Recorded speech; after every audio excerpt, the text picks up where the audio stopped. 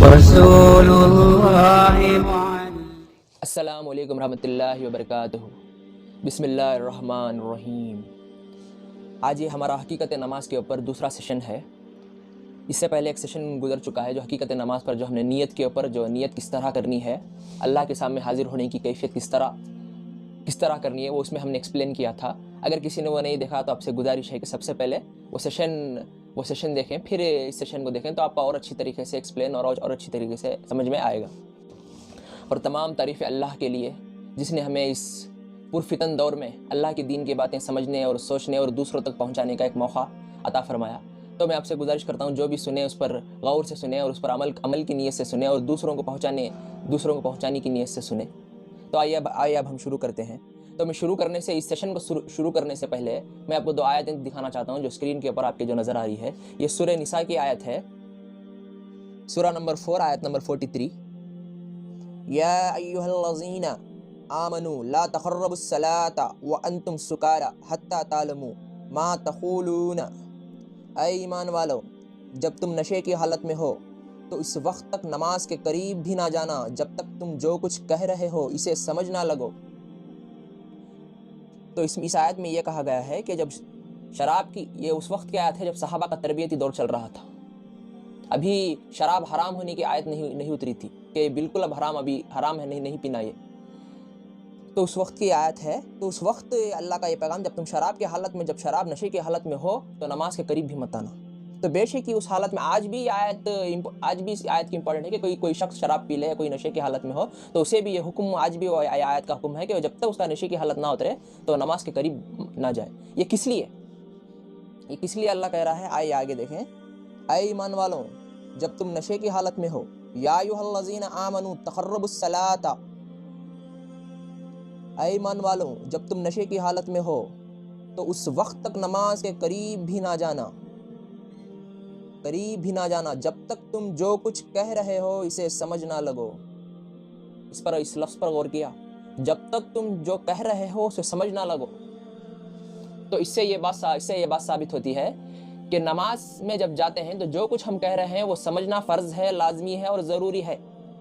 اس لیے کہ نماز جو ہے اللہ کو دکھانے کے لیے اور اللہ کے لیے نہیں ہے، یہ ہمارے بھلائی کے لیے اور ہمارے ارتقاء کے لیے ہے. اللہ کو کسی کی عبادت کی ضرورت نہیں، وہ ویسے ہی بہت بڑا ہے، وہ بہت عظیم ہے، کسی کی ضرورت نہیں. آئیے اور ایک دوسری آیت آپ کو دکھاتا ہوں. یہ سورہ بقرہ کی آخری آیت ہے، سورہ نمبر 2 آیت نمبر 286. لا یکلف اللہ نفسا الا وسعہا. اللہ کسی بھی شخص کو اس کی وسعت سے زیادہ ذمہ داری نہیں سونپتا. سبحان اللہ. یہ اللہ پاک کی مہربانی ہے کہ اللہ تعالیٰ نے جو انسان کے اندر صلاحیتیں رکھیں، جو خوبیاں رکھیں، جو کچھ اسے جیسا ماحول ملا، جیسی صلاحیتیں ایجوکیشن کی، جیسا سیکھنے کی ملی، بس اللہ تعالیٰ اسے اتنا ہی سوال کرے گا. تو ہمارے پاس اتنی صلاحیت نہیں ہے کہ ہم زندگی بھر جس سورۃ فاتحہ کو زندگی بھر پڑھتے ہیں اس کا ترجمہ، اس کا مفہوم ہم کو پتہ نہیں. زندگی بھر جو چھوٹی چھوٹی جو سورتیں جو ہم پڑھتے ہیں کہ اس کا مفہوم ہم کو پتہ نہیں. تو جب ہم نماز کو جائیں گے تو اس سے پہلے جو سورہ نساء کی آیت میں ہم نے یہ سمجھا کہ اس وقت تک نماز کے قریب بھی مت جانا جب تک تم سمجھ نہ لگو کہ تم کیا کہہ رہے ہو. تو یہ ضروری ہے. اور یہ بھی اس سورہ بقرہ کی آیت میں اللہ تعالیٰ نے فرمایا، اللہ کسی بھی شخص کو، لا یکلف اللہ نفسا الا وسعہا، اللہ کسی بھی شخص کو اس کی وسعت سے زیادہ ذمہ داری نہیں سونپتا. وسعت سے زیادہ، تو جو کچھ وسعت سے زیادہ ہمارے اختیار میں جو چیز نہیں ہے، اللہ اس کا سوال نہیں کرے گا. اور اس میں یہ بھی ہے، اسی آیت میں یہ بھی بات چھپی ہوئی ہے کہ اگر اللہ تعالیٰ نے موقع دیے تھے، موقع فراہم کیے تھے، زندگی میں ہمیں موقع ملا تھا، ہم نے اسے چھوڑ دیا، ہم نے ہماری نااہلی کی وجہ سے، سستی کی وجہ سے ہم نے اسے چھوڑ دیا. تو جو صلاحیت دی تھی اگر اس کا 1% بھی کم کریں گے تو اس آیت سے یہ پتہ چلتا ہے اس کا جواب دینا پڑے گا. تو ہمیں کیا اتنا وقت نہیں ہے کہ ہم کچھ دیر سورۃ فاتحہ کا مفہوم سمجھ سکیں، سورۃ فاتحہ کا ترجمہ، جب ہم نماز میں جب کھڑے ہوں تو جو کچھ ہم کہہ رہے ہوں ہمیں پتہ چلے. یہ بڑی بھیڑ ہے مسلمانوں کی جو زندگی گزر جاتی ہے نماز پڑھتے پڑھتے کیا کہہ رہے ہیں. سبحان ربی الاعلیٰ کا مطلب کیا ہے پتہ نہیں ہوتا، سبحان ربی العظیم کا مطلب کیا ہے پتہ نہیں ہوتا، سمیع اللہ لمن حمیدہ. یہ تو ایسے ذکر ہیں، ایسے تسبیحات ہیں جو ہر نماز میں، نفل میں، سنت میں، ہر نماز میں پڑھی جاتی ہے، اس کا مفہوم بھی پتہ نہیں ہوتا. سورۃ فاتحہ جو ہر نماز میں پڑھی جاتی ہے اس کا مفہوم کیا کہہ رہے ہیں وہ پتہ نہیں ہوتا. انی وجہ شروع میں جو نیت کرتے ہیں، نیت کا وہ مفہوم کیا ہے پتہ نہیں ہوتا، ثنا جو ثنا پڑھتے ہیں اس کا مطلب کیا ہے، مفہوم کیا ہے پتہ نہیں ہوتا، تو ہم نماز سے کنیکٹ نہیں ہو پاتے۔ جب ہم جو کچھ کہہ رہے ہیں اس کا مفہوم ہمارے دماغ میں گونجتا رہے گا تو ہم اس سے کنیکٹ ہو پائیں گے اور دوسرے خیالات سے ہٹ پائیں گے۔ اگر جو ہم کہہ رہے ہیں اس کا مفہوم اور اس کا مطلب ہم کو پتہ نہیں ہوگا تو دوسرے خیالات آتے رہیں گے اور اس کا کچھ فائدہ نہیں ہوگا۔ آپ پڑھتے رہیے، پڑھنا منع نہیں ہے، لیکن یہ نماز میں اس لیے کہہ رہا ہوں کہ نماز ہمارے فائدے کے لیے، ہماری زندگیوں میں خوشی لانے کے لیے اور دنیا میں کامیابی اور آخرت کی کامیابی کے لیے آئی تھی۔ ہم نے اس طریقے سے نماز کو نہیں لیا، تو یہ سمجھنا ضروری ہے۔ اسی لیے ہم نے خاص طور پر اس سیشن میں خاص طور پر ایک ویڈیو تیار کی ہے جس میں نماز کے جتنے بھی ارکان ہیں، وہ جیسے انی وجہ اور ثنا، سورہ فاتحہ جتنے بھی ہیں، وہ تلاوت کی آواز آئے گی اور اس کے بعد اس کا مفہوم بھی بیان ہوگا، اس کا جو مفہوم ہے وہ بھی بیان ہوگا۔ تو میں دھیرے ہم کیا کہتے ہیں اور اس کا مطلب کیا ہے، اور ہمیں جب یہ چیز ہم کہتے ہیں تو ہمارے اندر کیا کیفیت طاری ہونی چاہیے، اس کا میں نے تھوڑی دیر اللہ کی توفیق سے میں نے کوشش کی ہے کہ آپ تک صحیح طریقے سے پہنچا سکوں۔ اس ویڈیو کو سماعت فرمائیں، اس میں تھوڑی دیر رکوں گا اور اس کا تھوڑا ایکسپلین کر آگے جائیں گے اس سیشن میں، اور اس کے ویڈیو کے آخر میں یا پھر اس کے بعد جو ہے یہ پوری نماز کا یہ جو ویڈیو ہے اپلوڈ کر دیا جائے گا، آپ چاہے تو دیکھ سکتے ہیں۔ آئیے اب سماعت فرمائیں۔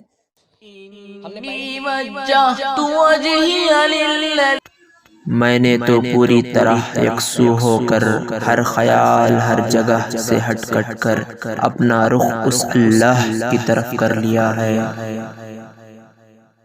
فطر السماوات والأرض حنيفا وما أنا من المشركين، جس نے تمام آسمانوں اور زمینوں کو پیدا کیا ہے اور اس اللہ کے آگے حاضر ہونے کے بعد کسی دوسرے کا خیال آنا بھی میرے لیے شرک ہے اور میں مشرکوں میں سے نہیں ہوں۔ اللہ اکبر۔ اے اللہ، تیری بڑائی کا میں جتنا بھی تصور کرتا ہوں تو اس سے بھی بڑا اور بلند ہے۔ تو ہر وقت میرے ساتھ ہے اور مجھے دیکھ رہا ہے۔ ہم نے پہلے سیشن میں نیت کے بارے میں سمجھا تھا کہ حضور صلی اللہ علیہ وسلم نے یہ ہر جتنے بھی دین میں احکام ہیں، جتنے بھی شرائط ہیں، وہ سب بالغ ہونے کے بعد فرض ہیں۔ نماز کس لیے حضور صلی اللہ علیہ وسلم نے یہ حکم دیا تھا کہ 7 سال سے پڑھو، اور اللہ نے فرمایا کہ بے شک نماز بہت اعلیٰ چیز ہے لیکن اللہ کی یاد اس سے بڑی چیز ہے۔ تو یہ اللہ کی یاد کیا ہے؟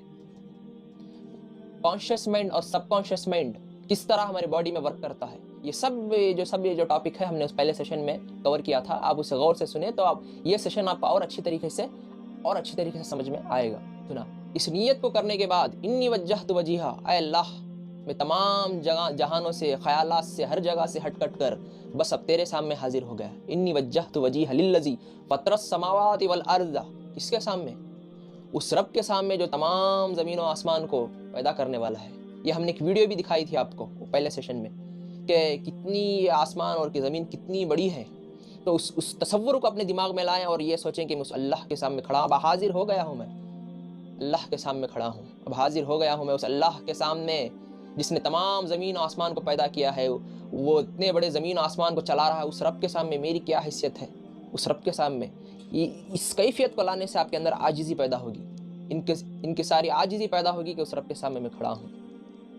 انی وجہت وجیہ للذی فطر السماوات والارض حنیفا وما انا من المشرکین۔ اب اس رب کے سامنے غور کیجئے اس بات پر، اب اس رب کے، اس خالق کے سامنے، اتنے بڑے رب کے سامنے کھڑے ہو کر کسی دوسرے کا خیال آنا، کسی دوسرے کو، اس رب کے سامنے کھڑے ہو کسی دوسرے کا خیال، کسی دوسرے کی سوچ، کسی دوسرے کا دماغ، اس کا خیال آنا میرے لیے شرک ہے۔ ہر وقت کا اپنا شرک ہے۔ اس وقت کا شرک یہ ہے کہ آپ نے یہ نیت کی کہ اللہ تیرے سامنے کھڑا، کسی کا خیال نہیں، اور آپ دوسرے کا خیال سوچ رہے ہیں۔ اس کے بعد ثنا پر غور فرمائیں، جو نماز کے شروع میں جو ہم اللہ کی تعریف، سبحانک اللہم وبحمدک، اے اللہ میں تیری پاکی کا اقرار کرتا ہوں، تو ہر عیب سے پاک ہے اور تیری تعریف بیان کرتا ہوں۔ وتبارک اسمک وتعالی جدک، اور تیرا نام اور تیری صفات بہت برکت والی ہیں، اور تیری بزرگی اور بڑائی تمام بزرگوں سے اعلیٰ و برتر ہے۔ ولا إله غيرك اور تیرے حکم کے خلاف کسی دوسرے کا حکم ماننا میرے لیے شرک ہے، اور تیرے سوا کوئی عبادت کے لائق نہیں۔ اس میں غور کرنے کی بات یہ ہے کہ اس میں کا کی تکرار کی گئی ہے۔ کا، غور کیجئے، سبحانکا، اللہم بحمدکا وتبارک اسمکا وتعالی جدکا ولا الہ غیرک۔ یہ کا ہمیشہ عربی میں حاضر کا صیغہ خطابی ہے۔ جو ہم ذکر کرتے ہیں وہ سبحان اللہ، الحمدللہ، یہ صیغہ غائبی ہے کہ کوئی ہم بیٹھے بیٹھے سبحان اللہ تو پاک ہے، تو پاک ہے، اللہ کی پاکی اور اللہ کی بڑائی بیان کر رہے ہیں، لیکن اس ثنا میں ہم یہ حاضر ہو کر خطاب کر رہے ہیں اللہ سے۔ ایسا ہے، ابھی آپ نے جو نیت کی تھی کہ میں اللہ کے سامنے حاضر ہو گیا، ابھی حاضر ہو گیا، ابھی آپ ایسے سوچ رہے ہیں۔ جو حضور صلی اللہ علیہ وسلم کی وہ حدیث جو اس سے پہلے سیشن میں آپ کو ایکسپلین کی گئی تھی، کہ جب حضور صلی اللہ علیہ وسلم سے سوال ہوا کہ یا رسول اللہ احسان کیا ہے، تو حضور صلی اللہ علیہ وسلم فرمایا کہ احسان یہ ہے کہ تم عبادت اس طرح کرو کہ تمہیں یہ محسوس ہو کہ تم عبادت اس طرح کرو کہ تم اللہ کو دیکھ رہے ہو۔ اگر یہ نہ ہو سکے تو اپنے دل میں یہ کیفیت پیدا ہونی چاہیے کہ اللہ تمہیں دیکھ رہا ہے، یہ ہے اصل عبادت۔ تو ابھی یہ کیفیت آپ کے اندر آنی چاہیے کہ اللہ ہمیں دیکھ رہا ہے۔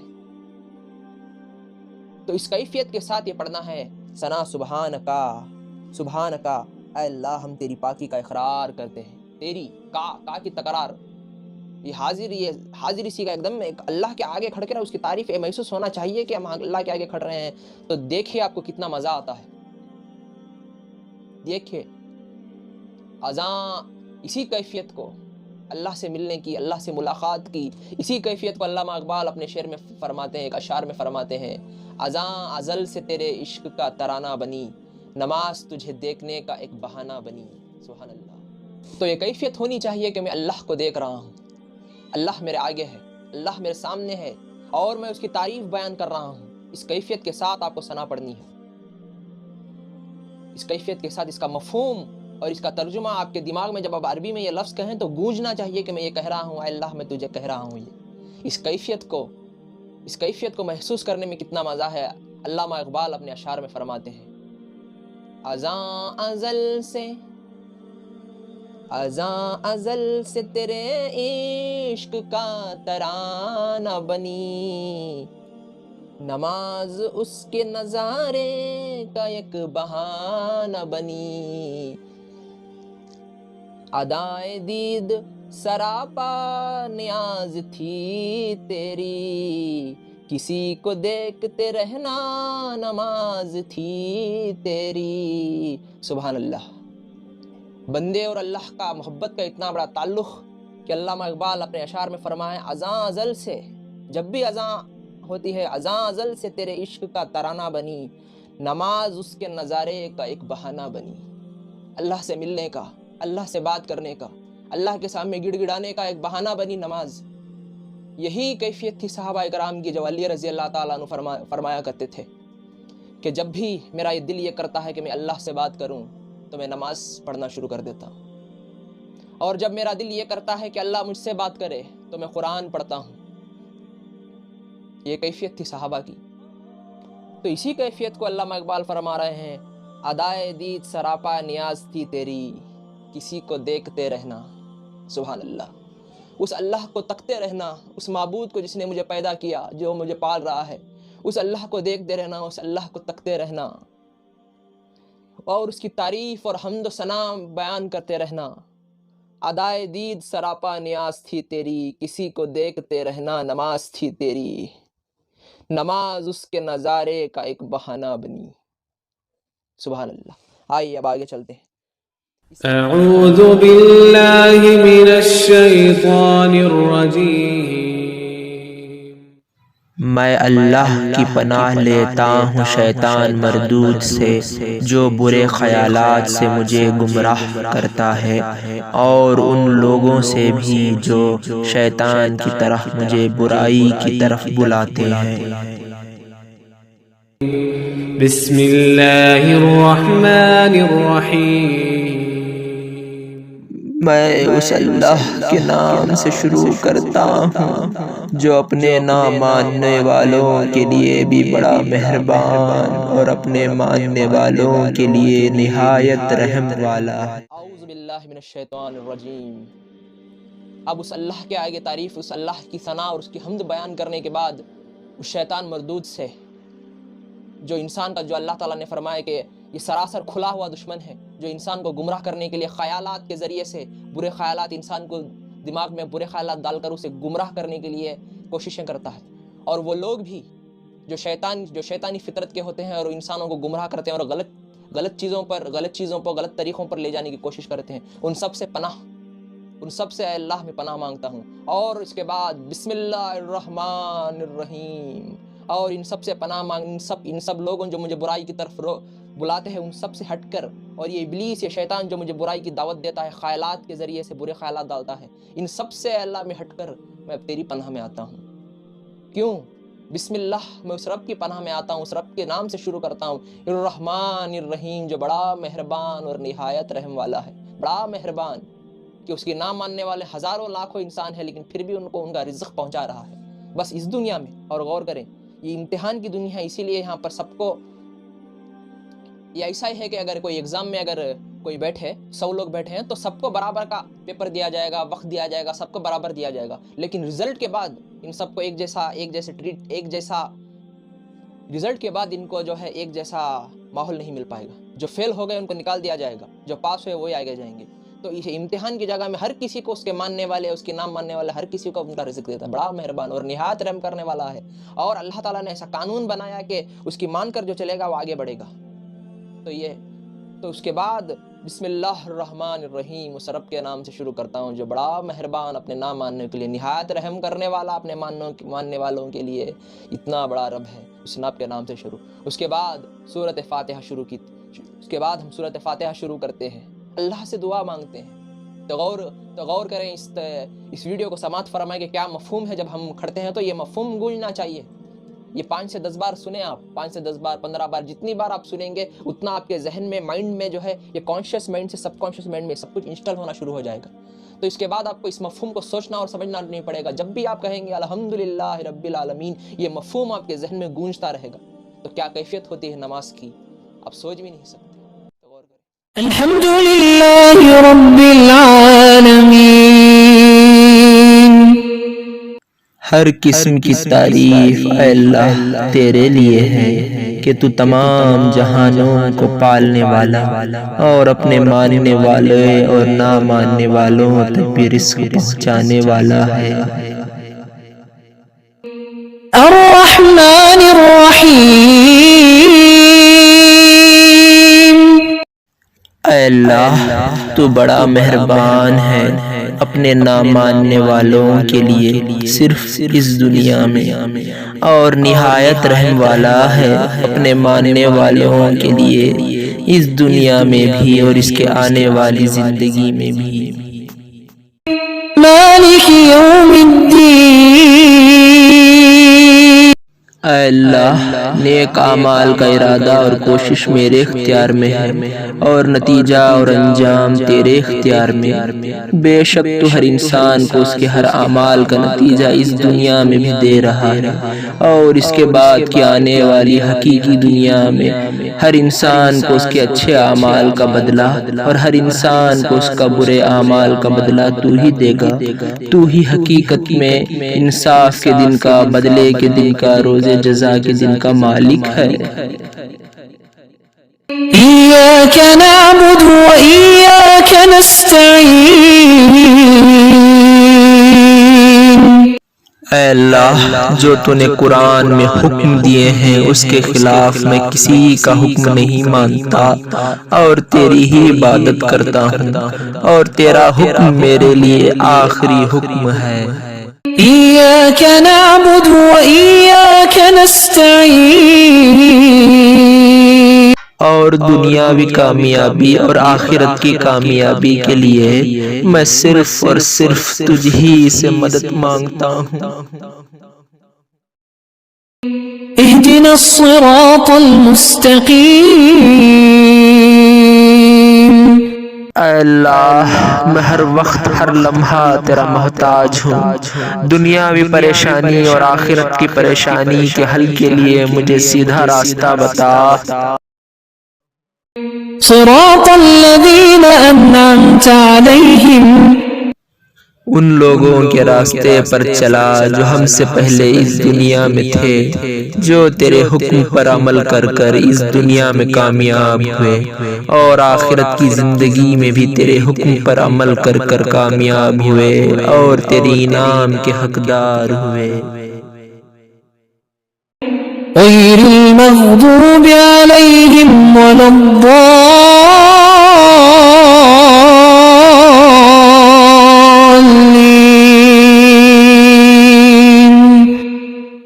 اے اللہ ان لوگوں کے راستے سے بچا جو تیرے حکموں کا انکار کر کے گمراہ ہوئے اور ذلت بھری زندگی گزاری اور آخرت میں بھی تیرے حکموں کا انکار کر کے موت سے بدتر ذلت بھری دردناک عذاب والی زندگی گزار رہے ہیں۔ یہ ابھی جو آپ نے سنا، یہ آپ نے اللہ سے بات کی۔ یہ جو آپ نے سورۃ فاتحہ جو آپ نے پڑھی، یہ جو آپ نے اللہ سے دعا کی، ایسا ہے کہ آپ نے اللہ سے بات کی۔ اسی لیے حضور صلی اللہ علیہ وسلم کی ایک حدیث کا مفہوم ہے، جب حضور صلی اللہ علیہ وسلم معراج کو جا کر جب اس دنیا میں واپس آیا تو یہ فرمایا تھا، نماز مومنوں کی معراج ہے، معراج المومن نماز ہے مومنوں کی معراج۔ میں نے اللہ سے جا کر بات کی، اور ہر بندہ نماز کے ذریعے سے اللہ سے بات کرتا ہے، نماز ہے معراج المومن۔ پھر سورۃ فاتحہ کے اوپر ایک حدیث بھی ہے جو آپ کو میں سنانا چاہتا ہوں، جو آپ کی اسکرین پر جو نظر آ رہی ہے، اسے دیکھیں صوفیان، اسے دیکھیں۔ یہ حدیث بہت بڑی ہے، اس لیے میں جو اس کا اس ٹاپک سے جو ضروری ہے بس میں اتنا حصہ فرما رہا ہوں۔ رسول اللہ صلی اللہ علیہ وسلم سے سنا، آپ فرما رہے تھے، اللہ نے فرمایا میں نے نماز اپنے اور اپنے بندے کے درمیان آدھی آدھی تقسیم کی ہے۔ سبحان اللہ، اللہ فرماتے ہیں، حدیث قدسی ہے، اللہ فرماتا ہے میں نے نماز میرے اور میرے بندے کے درمیان آدھی آدھی تقسیم کی ہے۔ میرا بندہ سوال کرتا ہے، میں جواب دیتا ہوں۔ آدھا کام نماز میں میرے بندے کا ہوتا ہے اور آدھا کام میرا ہوتا ہے۔ وہ کیا ہوتا ہے، اس پوری نماز کو آپ سمجھیں گے تو آپ کو پتہ چلے گا کہ کیا ہے نماز، تو غور کیجئے۔ رسول اللہ صلی اللہ علیہ وسلم سے سنا، آپ فرما رہے تھے، اللہ تعالیٰ نے فرمایا میں نے نماز اپنے اور اپنے بندے کے درمیان آدھی آدھی تقسیم کی ہے، اور میرے بندے نے جو مانگا اس کا ہے۔ جب بندہ الحمدللہ رب العالمین، سب تعریف ہے اللہ تیرے لیے ہے، تو تمام جہانوں کا پالنے والا ہے، یہ جب بندہ کہتا ہے تو اللہ تعالیٰ فرماتا ہے میرے بندے نے میری تعریف بیان کی۔ سبحان اللہ، میرے بندے نے میری تعریف بیان کی۔ اور جب وہ یہ کہتا ہے الرحمن الرحیم، سب سے زیادہ رحم کرنے والا اور ہمیشہ مہربانی کرنے والا، تو اللہ فرماتا ہے میرے بندے نے میری ثنا بیان کی۔ سبحان اللہ، یہ بندے اور اللہ کے بیچ میں بات چیت ہے، یہ محسوس اب جب بھی پڑھے محسوس کرے اللہ کا مجھ تک جواب ہے، اللہ مجھے دیکھ رہا ہے، اللہ کے آگے میں اس کی تعریف بیان کر رہا ہوں۔ پھر جب وہ کہتا ہے مالک یوم الدین، جزا کے دن کا مالک تو ہے، اللہ فرماتا ہے میرے بندے نے میری بزرگی میری بڑائی بیان کی۔ اور ایک دفعہ فرمایا میرے بندے نے اپنے معاملات میرے سپرد کر دیے۔ پھر جب وہ یہ کہتا ہے ایاک نعبد و ایاک نستعین، میں تیری ہی بندگی کرتا ہوں اور تجھ ہی سے مدد مانگتا ہوں، تجھ ہی سے مدد چاہتا ہوں، تو اللہ فرماتا ہے میرا یہ حصہ میرے اور میرے بندے کے درمیان ہے، اور میرے بندے نے جو مانگا اس کا ہے۔ اور جب وہ کہتا ہے اہدنا الصراط المستقیم صراط الذین انعمت علیہم غیر المغضوب علیہم ولا الضالین، ہمیں راست دکھا، ان لوگوں کی راہ جن پر تو نے انعام فرمایا، نہ غضب کے لوگوں کی ہو اور نہ گمراہوں کی۔ تو اللہ فرماتا ہے یہ میرے بندے کے لیے ہے اور میرے بندے کا ہے جو اس نے مانگا۔ یہ حدیث تھی، یہ میں نے آپ کو اس لیے یہ حدیث پڑھ کر سنائی کہ اللہ سے آپ یہ بات کر رہے تھے، ابھی سورۃ فاتحہ میں اللہ سے دعا مانگ رہے تھے، اے اللہ مجھے سیدھا راستہ دکھا، اس دنیا کی کامیابی کا اور آخرت کی بھی کامیابی کا راستہ دکھا۔ اب اس کے بعد اللہ کا آپ کے اوپر جواب اترے گا، ابھی آپ نے مانگا نا، اللہ کی تعریف کی، اسے سیدھا راستہ مانگنے کی دعا کی، تو یہ اب اس کے بعد جو آپ قرآن پڑھتے ہیں، جو آپ کلام پڑھتے ہیں، یہ اب اللہ کا جواب ہے جو آپ سے آ رہا ہے۔ اے میرے بندے، تو نے میری حمد اور تعریف بیان کی اور میرے حکموں کو ماننے کا ارادہ کیا اور مجھ سے سوال کیا کہ میں سیدھا راستہ بتاؤں، تو یہ لے، یہ سارا قرآن تیرا جواب ہے۔ اب تیرے اختیار میں ہے کہ تو اسے مان کر میرے نیک بندوں میں شامل ہو جا، یا پھر اس کا انکار کر کے گمراہوں میں شامل ہو جا۔ والعصر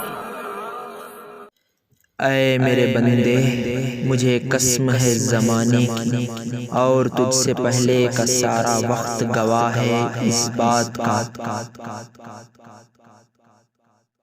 إن الإنسان لفی خسر کہ بے شک سارے انسان خسارے اور نقصان میں ہیں، إلا الذين آمنوا وعملوا الصالحات سوائے ان لوگوں کے جو میرے احکام پر ایمان لائے اور نیک اعمال کر کے اپنے ایمان کا ثبوت دیا، وتواصوا بالحق اور وہ جنہوں نے میرے قرآن کو دوسروں تک پہنچایا اور نیک اعمال کی دعوت دی، وتواصوا بالصبر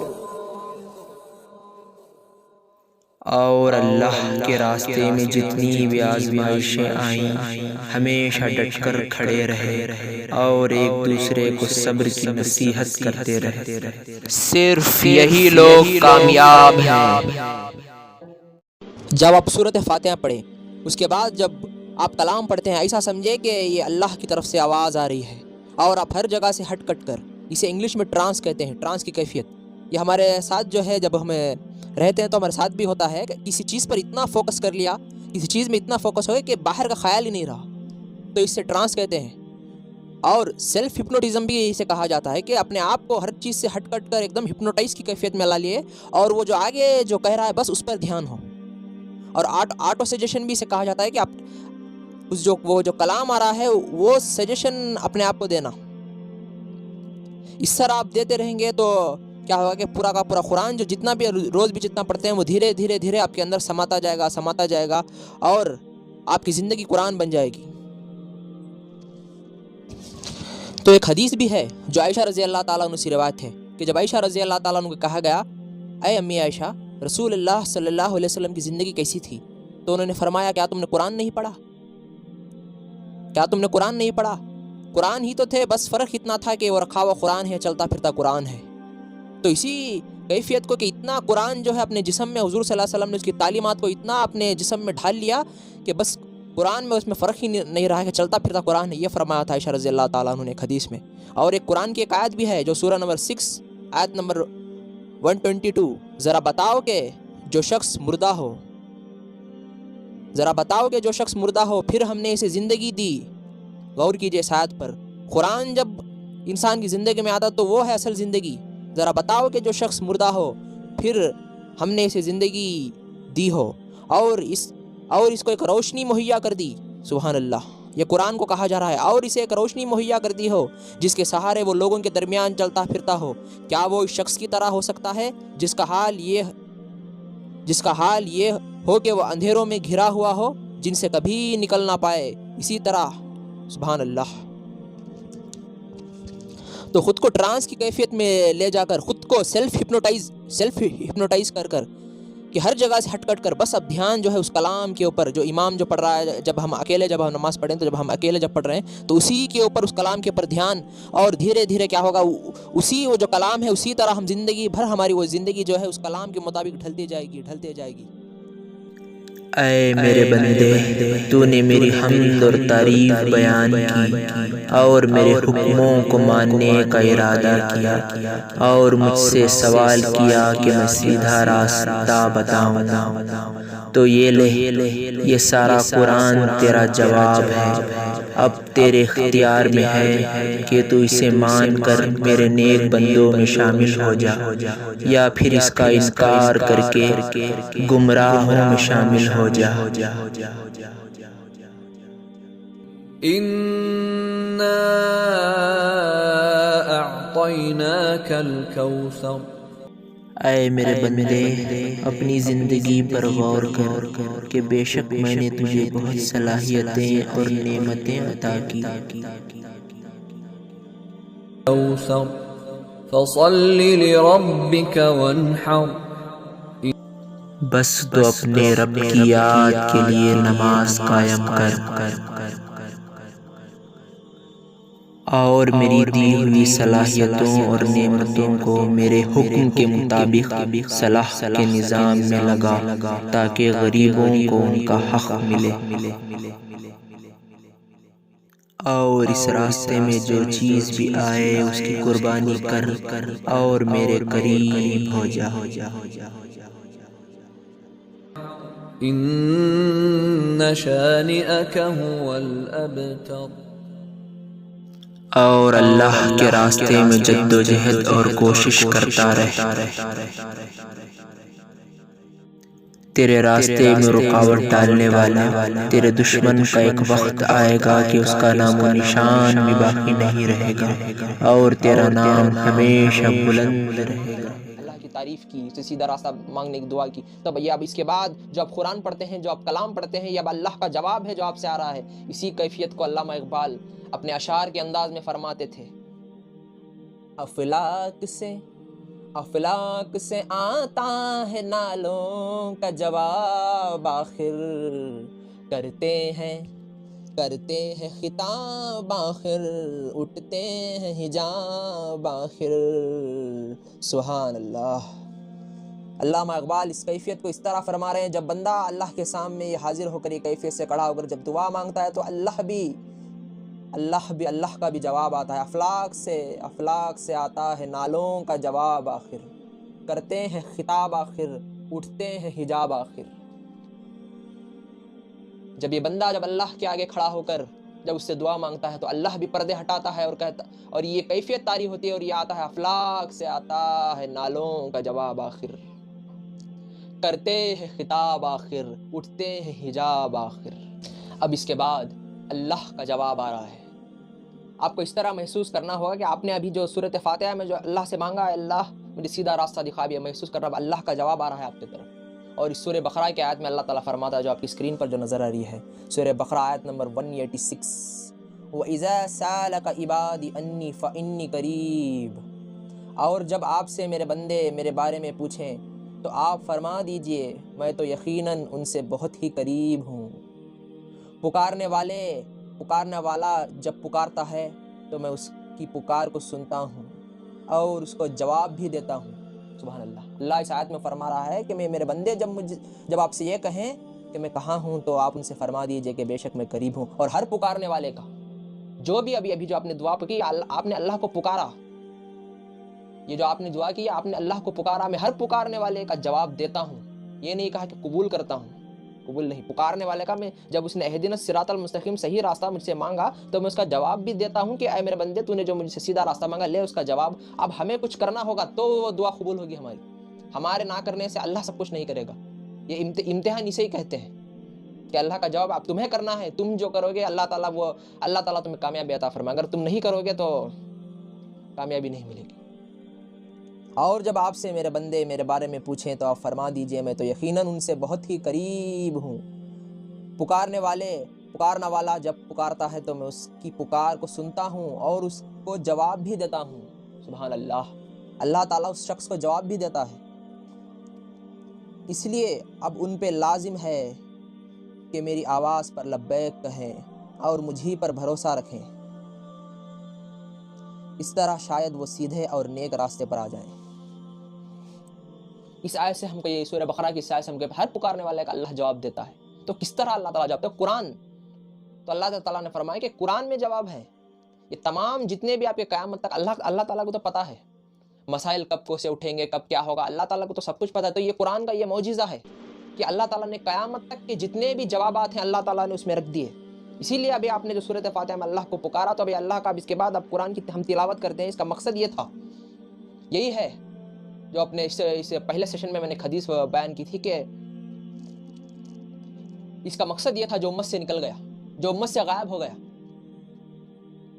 نماز میں کیا پڑھ رہے ہیں وہ تک لوگوں کو پتہ نہیں ہوتا تو کیا کہے. یہ مقصد تھا نماز کا کہ جب ہم جا رہے ہیں اللہ سیدھا راستہ مانگ رہے ہیں تو اب اللہ کا بھی اس کے بعد قرآن اب اس کا اللہ کا جواب ہے. اب اللہ کا جواب یہ فرما ہر پکارنے والے کا پکار جواب دیتا ہوں. انہیں بھی تو چاہیے کہ وہ میری پکار کا جواب دیں.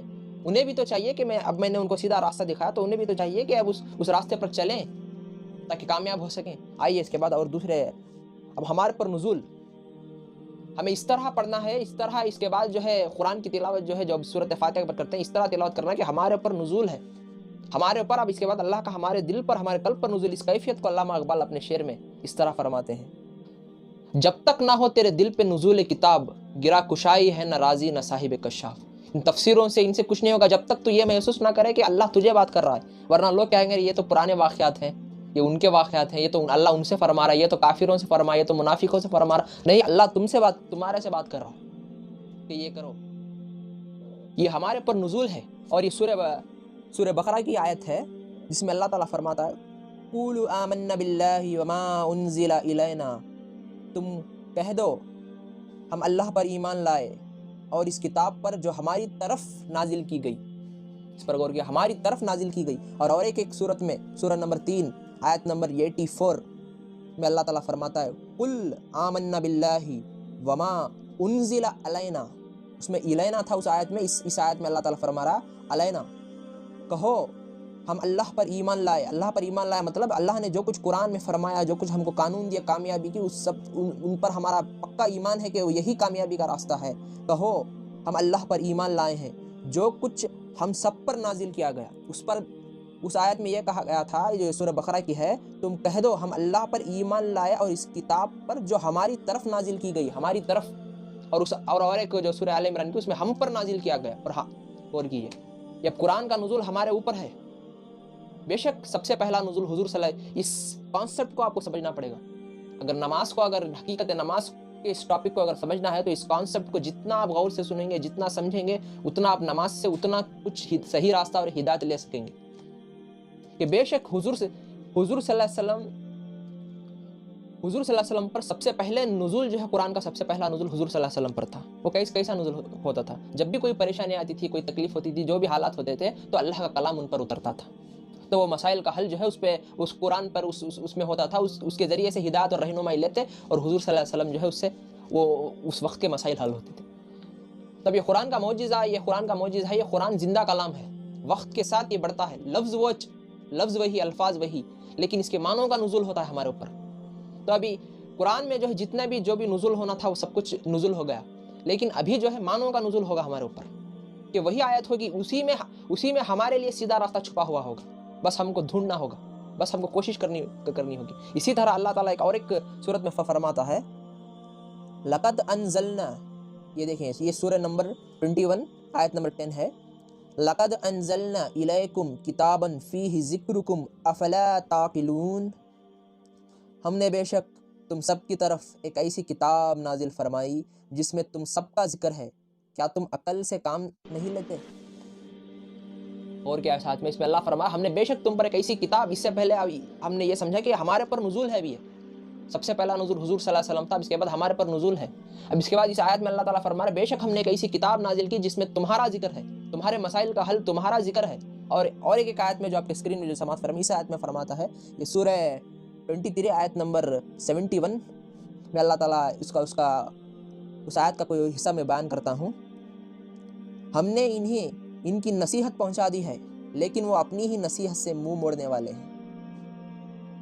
ہم نے ان کی نصیحت پہنچا دی ہے لیکن وہ اپنی نصیحت سے منہ موڑنے والے ہیں. تو اس دونوں آیتیں جو آپ کی اسکرین پر جو نظر آ رہی ہیں، اس میں اللہ تعالیٰ یہ فرما رہا ہے کہ بے شک ہم نے ان کے پاس ایسی کتاب نازل کی جس میں ان کا ذکر ہے، ان کے مسائل کا حل ہے.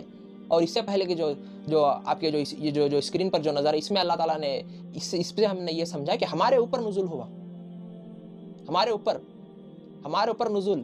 اور جو اس سے پہلے جو آیت تھی اس میں اللہ تعالیٰ نے فرمایا تھا کہ ہر پکارنے والے کا میں پکار کا جواب دیتا ہوں، انہیں بھی تو چاہیے کہ میرے پکار کا جواب دیں. بے شک میں ہر پکارنے والے کے پکار کا جواب دیتا ہوں. تو وہ کیا ہے اللہ کا جواب کیا ہے؟ تو وہی قرآن ہے. قرآن میں اللہ تعالیٰ نے ہر مسائل کا جواب دے دیا. تو اور دو آیتوں میں ہم نے یہ سمجھا کہ ہمارے اوپر نزول ہے قرآن کا. جب ہم نماز پر کھڑے ہوتے ہیں تو یہ سوچنا یہ ہے کہ ہمارے اوپر نزول ہو رہا ہے. تو ان دونوں آیتوں میں اسی طرح علامہ اس کیفیت کو علامہ اقبال بھی اپنے اشعار میں اس طرح فرماتے ہیں: جب تک نہ ہو تیرے دل پہ نزول کتاب، گرا کشائی ہے نہ رازی نہ صاحب کشاف. ان تفسیروں سے ان سے کچھ نہیں ہوگا جب تک تو یہ محسوس نہ کرے کہ اللہ تجھے بات کر رہا ہے. آپ جو بھی آپ کا نام ہے ایسا محسوس آپ کرنا چاہیے کہ آپ کے اوپر یہ نزول ہے. کل تم کہہ دو اللہ احد، قل هو اللہ احد، اللہ ایک ہے، اللہ الصمد، وہ بے نیاز ہے. تو اس طرح سارا کا سارا قرآن آپ سے خطاب کرتا ہے، آپ کے مسائل کا حل ہے. جو آپ نے اللہ سے ابھی دعا کی کہ اہدنا الصراط المستقیم، اللہ مجھے سیدھا راستہ دکھا، اس دعا کا رزلٹ ہے یہ قرآن جو آپ کے اوپر نزول کر کے اللہ تعالیٰ نے رسول کے ذریعے سے بھیجا ہے. اس میں آپ ہی کے تکالیف، آپ ہی کے مسائل، آپ ہی کا درد، آپ ہی کے تمام مسائل کا حل اس میں چھپا ہوا، بس ڈھونڈنا ہے. قرآن میں اللہ تعالیٰ جگہ جگہ اللہ تعالیٰ فرماتا ہے کیا تم عقل نہیں استعمال کرتے، کیا تم غور نہیں کرتے، کیا تم غور نہیں کرتے، کیا تم فکر نہیں کرتے. اس کتاب میں تمہارے لیے پورا سب کچھ ہم نے رکھ دیا ہے، بس ڈھونڈنا ہے. اور اللہ تعالیٰ اس آیت میں اور ایک صورت میں فرماتا ہے: اور جن لوگوں نے ہماری خاطر کوشش کی، سورہ نمبر 29 آیت نمبر 69، والذین جاہدوا فینا لنہدینہم سبولنا وان اللہ لما المحسنین. اور جن لوگوں نے ہماری خاطر کوشش کی، ہم انہیں ضرور بالضرور اس پر غور کیے لفظ ضرور برز یقیناً لازماً ضرور بالضرور اپنے راستوں پر پہنچائیں گے، اور یقیناً اللہ نیک کام کرنے والوں کے ساتھ ہے. تو اس آیت سے ہم کو یہ پتہ چلا کہ جو کوشش کرتا ہے، جس کے اندر جد و جہد ہوتی ہے کوشش کرنے کی، جو کوشش میں لگا ہوا رہتا ہے، جو اسے اللہ تعالیٰ ضرور راستے تک پہنچاتا ہے. اسی لیے اللہ تعالیٰ نے سورہ بقرہ کی ایک آیت میں اللہ تعالیٰ فرماتا ہے کہ مجھ سے مدد حاصل کرو، صبر اور نماز کے ذریعے سے مجھ سے مدد ہے. نماز کے ذریعے سے یعنی کہ نماز کے ذریعے سے قرآن سے کنیکٹ ہو، یہ ہے راستہ تمہارے مسائل کا حل. اور صبر کا مطلب یہ ہے کہ لگاتار کوشش کرتے رہو. صبر کا مطلب یہ نہیں کہ کچھ ہو گیا تو ایک دم رو رہے ہیں، کونے میں بیٹھ گیا صبر کرو کہتے ہیں. صبر یہ نہیں، صبر کا مطلب لگاتار کوشش کرتے رہو. تو بے شک اللہ تعالیٰ انہی لوگوں کو کامیاب کرتا ہے جو ہماری راہ میں کوشش اور جد و جہد کرتے ہیں. اور ایک دوسری آیت میں اللہ تعالیٰ فرماتا ہے، آیت نمبر 41 سورت نمبر 41 اور آیت نمبر 53، عنقریب ہم انہیں اپنی نشانیاں آفاق عالم میں بھی دکھائیں گے، اور خود ان کی اپنی ذات میں بھی یہاں تک کہ ان پر کھل جائے گا کہ حق یہی ہے. کیا آپ کے رب کا ہر چیز سے واقف اور آگاہ ہونا کافی نہیں؟ سبحان اللہ. اور عنقریب اس آیت پر غور کریں تو اللہ فرما عنقریب ہم انہیں اپنی نشانیاں آفاق و عالم میں، یہ کائنات میں، بس یہ قرآن میں بس اللہ کی آیتیں نہیں ہیں، یہ قرآن میں بھی جو اللہ کے لا ہے. بس فرق یہ ہے کہ یہ اللہ جو ہے ورڈ آف گاڈ ہے، اللہ کا ورڈ آف گاڈ. اور یہ سب جو کائنات میں جو رول ریگولیشن، یہ جو جتنا بھی یہ پورا سسٹم، یہ پوری دنیا جو چل رہی ہے، یہ ورک آف گاڈ ہے. تو یہ دونوں آیتیں ہیں، ان دونوں پر غور کرنے سے آپ کو آپ کے مسائل کا حل ملے گا. تو اس میں فرما رہا ہے کہ عنقریب ہم ان کو دکھائیں گے، عنقریب ہم انہیں اپنی نشانیاں آفاق میں عالم میں بھی دکھائیں گے، اور خود ان کے اپنی ذات میں بھی دکھائیں گے، یہاں تک کہ ان کے اوپر کھل جائے گی کتاب بے شک حق ہے. تو یہ کھلتی رہیں گی آیتیں. اور ایک حدیث میں بھی حضور صلی اللہ علیہ وسلم نے فرمایا تھا، جو آپ کے اسکرین پر ہے، نبی کریم صلی اللہ علیہ، جو بخاری شریف کی ہے اور حدیث نمبر ہے 4981، نبی کریم صلی اللہ علیہ وسلم نے فرمایا کہ ہر نبی کو ایسا معجزہ عطا کیا گیا، انہیں دیکھ کر لوگ ان پر ایمان لائے. تو اس میں یہ ایکسپلین کیا جا رہا ہے کہ نبی کریم صلی اللہ علیہ وسلم نے فرمایا کہ ہر نبی کو ایسے معجزات عطا فرمائے گئے، انہیں دیکھ کر لوگ ان پر ایمان لائے. بعد کے زمانے میں ان کا کوئی اثر نہیں رہا، اور مجھے جو معجزہ دیا گیا ہے وہ وہی قرآن ہے جو اللہ تعالیٰ نے مجھ پر نازل کی ہے. اس کا اثر قیامت تک باقی رہے گا، اس لیے مجھے امید ہے کہ قیامت کے دن میرے تابع فرمان لوگ دوسرے پیغمبروں کے تابع فرمان لوگوں سے زیادہ ہوں گے. تو اس حدیث میں یہ ایکسپلین کیا گیا، جتنے بھی انبیاء علیہ السلام تھے، جن کو جو بھی کچھ معجزات جو بھی عطا فرمائے، وہ معجزات جو وقتی معجزات تھے، وہ جب دنیا سے چلے گئے تو ان کا معجزہ بھی ختم ہو گیا، ابھی باقی نہیں رہا. لیکن حضور صلی اللہ علیہ وسلم اپنے بارے میں فرما رہا ہے کہ میرا جو اصل معجزہ، جو تمام معجزوں سے بڑا معجزہ ہے، وہ قرآن ہے. یہ علمی معجزہ ہے کہ قیامت تک جتنا بھی علم ہے اسی میں سمجھو کہ ایسا ہے کہ پورے سمندر کو ایک قطرے میں بند کر دیا اس قرآن میں. لیکن ملے گا اسے ہی جو کوشش کرے گا، ملے گا اسے ہی جو کوشش کرے گا. بے شک یہ آسان ہے، ہدایت کے لیے آسان ہے، یہ معجزہ ہے. قیامت تک یہ ایسا معجزہ، قیامت تک یہ علمی معجزہ ہے کہ قیامت تک اس کے اندر سے علم نکلتا رہے گا، نکلتا رہے گا، نکلتا رہے گا، تمام علم. اور قرآن جو ہے سورہ بقرہ، سورہ ہود میں چیلنج بھی کرتا ہے اس قرآن کے. اتنا بڑا معجزہ ہے کہ اللہ تعالیٰ فرماتا ہے کہ اگر تم کو یہ شک ہے کہ یہ اللہ کے علاوہ کسی اور کا کلام ہے تو اس جیسی ایک صورت بنا کر دکھا دو، یا پھر اس جیسی ایک آیت بھی بنا کر دکھا دو.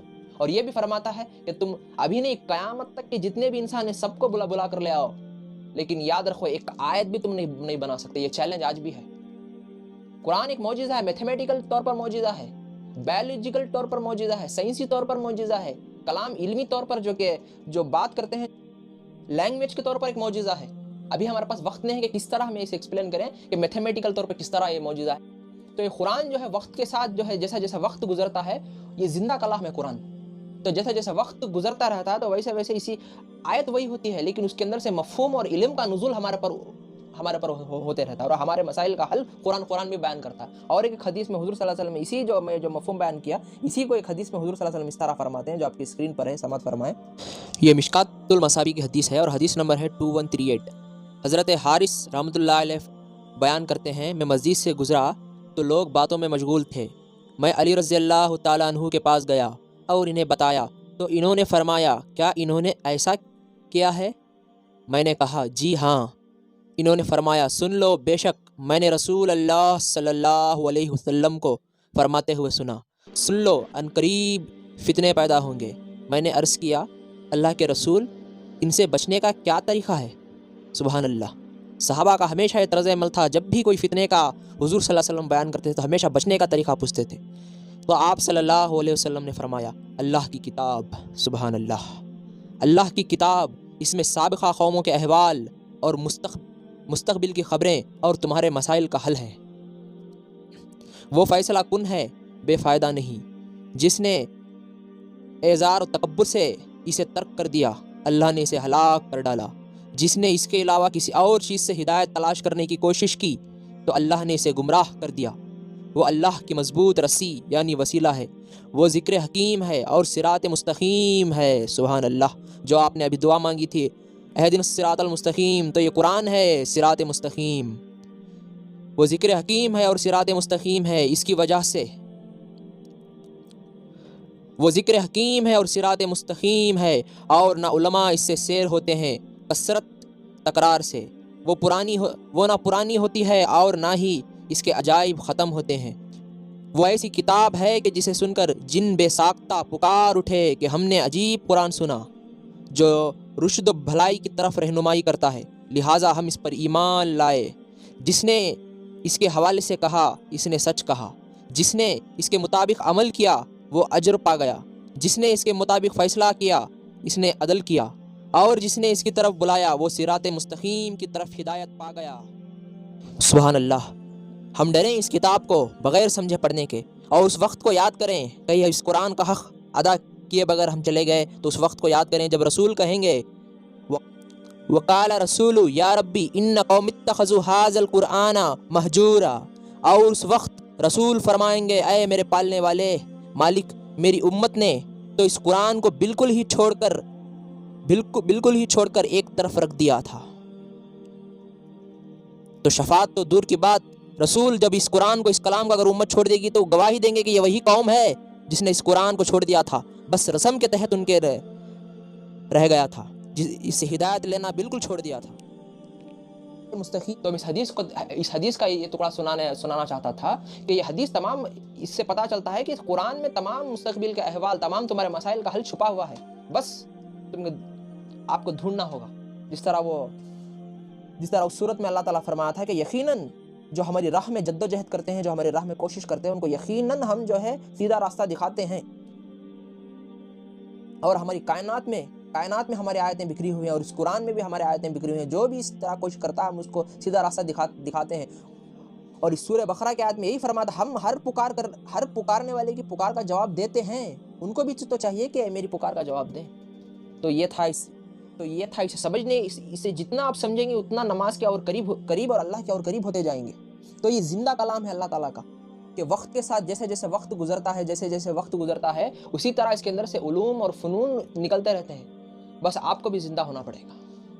اگر ہم بھی زندہ ہوں گے تو اس کلام سے کنیکٹ ہو پائیں گے۔ اگر ہم اس کلام سے کنیکٹ نہیں ہو پا رہے ہیں، کلام سے جڑ نہیں پا رہے ہیں، تو اس کا یہ مطلب ہے کہ ہم مردہ ہیں۔ اگر زندہ ہوتے تو زندہ سے بات کرتا ہے۔ کوئی اگر مردہ پڑا ہو تو آپ سمجھیں کہ کوئی کسی سے بات کرے گا؟ وہ ہم جتنا بھی اسے بات کریں، جتنا بھی بات کریں، وہ جواب نہیں دے گا، کیوں؟ وہ مردہ ہے۔ تو زندہ ہمیشہ زندوں سے بات کرتا ہے۔ اگر ہم زندے ہیں تو کلام بھی، قرآن بھی ہمارے سے بات کرے گا۔ یہی علامہ اقبال نے اپنے اشعار میں فرمایا تھا، جب تک نہ ہو تیرے دل پہ نزول کتاب، گرا کشائی ہے نہ راضی نہ صاحب کشاف۔ تو یہ کلام جو ہے، یہ کلام جو زندہ کلام ہے، اگر ہم بھی زندے ہوں گے تو اس کلام سے جڑ پائیں گے۔ اگر ہم زندے نہیں ہیں، اگر مردے ہیں، تو اس کلام سے بس نہیں جڑ پائیں گے۔ تو یہ رسم کے تحت رہ جائے گا۔ جس طرح میں نے شروع پہلے سیشن میں حدیث فرمائی تھی، ایک وقت آئے گا کہ قرآن بس امت میں رسم کے طور پر آج اس سے ہدایت لینا۔ یہ قرآن تو آیا تھا قوموں کو عروج کے لیے۔ ایک قوم تھی، غور کریں، حضور صلی اللہ علیہ وسلم کی ایک صحابہ کی ایک قوم تھی جو ایک دم گری ہوئی قوم تھی۔ ان پر ایک قرآن جب ان پر آتا ہے، جب ایک رسول، جب ان کے پر قرآن جب قرآن آتا ہے تو وہ قوم کہاں پہنچی؟ تو یہ قوموں کے عروج کے لیے آیا تھا۔ اگر ہم بھی زندہ ہوں گے تو اس سے کنیکٹ ہو پائیں گے۔ اگر اس قرآن سے ہم کنیکٹ نہیں ہو پا رہے، قرآن سے ہم اپنے مسائل کا حل، اپنے جو کچھ، اب اس کے بعد اور برے حالات آنے والے ہیں۔ اس کے بعد میں وہ بھی لاؤں گا کہ اس کے بعد 2026 کو کیا ہونے والا ہے، 2026 جو اللہ کا ایک عظیم، جو اس کے بعد جو حالات آنے والے ہیں پہلے سے قرآن میں بیان کیے گئے ہیں، وہ کہ اس کے بعد کیا حالات آئیں گے، اس کے بعد تم اس کا مسائل کا حل کیا ہے، وہ ابھی اس وقت بیان کرنے کا وقت نہیں ہے کہ وہ بڑا ٹاپک ہے۔ اس کے بعد ہم انشاءاللہ اس کو بھی لیں گے کہ قرآن ہم کو اس حالات میں، اس وقت میں کیا رہبری اور کیا رہنمائی دے دیتا ہے، اور اس کے بعد جو اس کے بعد جو حالات آنے والے اس وقت میں ہم کو کیا رہبری اور کیا دیتا ہے قرآن۔ تو ہم کو زندہ ہونا پڑے۔ تو قرآن جن کے اندر کچھ کرنے کا جذبہ نہیں ہے، جن کے اندر کچھ کرنے کا ایک یہ ولولہ نہیں ہے، جن کے اندر کچھ یہ قرآن سے جڑنے کا یہ نہیں، ان کو مردہ کہتا ہے قرآن، اسی دنیا میں مردہ کہتا ہے۔ اور ایک سورہ بقرہ کی آیت میں اللہ تعالیٰ فرماتا ہے، لیکن جو کچھ کر رہے ہیں کہ اللہ کے دین کے لیے وہ کیا کرنا ہے، انشاءاللہ وہ آگے لیکچرز میں آپ کو ایکسپلین کیا ہوگا۔ اس بات کو سمجھیں کہ جو کچھ کر رہے ہیں کہ اللہ کے دین کے لیے کچھ کر رہے ہیں، تو ان کو مر کے بھی زندہ کہتا ہے۔ سورہ بقرہ میں اللہ تعالیٰ فرماتا ہے، یہ جو شہید ہوئے ہیں یہ مرے نہیں ہیں، یہ زندہ ہے، اور اللہ تعالیٰ انہیں رزق بھی عطا فرما رہا ہے۔ اس آیت میں جو آپ کے اسکرین پر جو نظر آ رہی ہے، اس آیت میں اس کا مفہوم میں بیان کر رہا ہوں کہ جو اللہ کے راستے میں جو کچھ کر رہے ہیں، جن کے اندر حرکت ہے، جو اللہ قرآن سے جڑے ہوئے ہیں، وہ مر کے بھی زندہ ہیں، اور جو کچھ کر نہیں رہے ہیں، جو کچھ یہ نہیں رہے ہیں، وہ زندہ رہ کر بھی مرے ہوئے ہیں۔ تو یہ بول رہا تم مردے ہو، یہ قرآن ہے جو زندگی دیتا ہے۔ حسن بصری رحمۃ اللہ علیہ سے کسی نے آ کر سوال کیا، اے حسن بصری، میں قرآن پڑھتا ہوں آتا کچھ محسوس ہی نہیں ہوتا، تو کیا میرا دل سویا ہوا ہے؟ تو حسن بصری رحمۃ اللہ علیہ نے فرمایا، یہ مت کہو کہ سویا ہوا ہے، یہ کہو کہ مر گیا ہے۔ مردہ ہو گیا، تمہارا دل مردہ ہو گیا کہ قرآن جیسا کلام تمہارے سامنے پڑھا جائے اور تمہاری کیفیت نہ بدلے، تمہاری حالت نہ بدلے، تو تم سوئے نہیں، تم موئے ہوئے ہو، مرے ہوئے ہو۔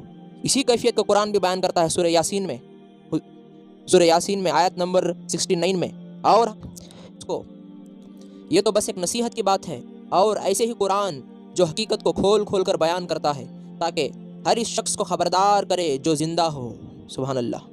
تو جو زندہ ہے، حقیقت میں جو زندہ ہے، اسی کے اوپر یہ قرآن کا اثر ہوگا۔ اور ایک آیت میں اللہ تعالیٰ فرماتا ہے سورہ نمبر 8 آیت نمبر 24 میں، یا ایھا الذین آمنو، اے ایمان والوں، اللہ اور رسول کی دعوت قبول کرو جب رسول تمہیں اس بات کی طرف بلائیں جو تمہیں زندگی بخشنے والی ہے۔ سبحان اللہ۔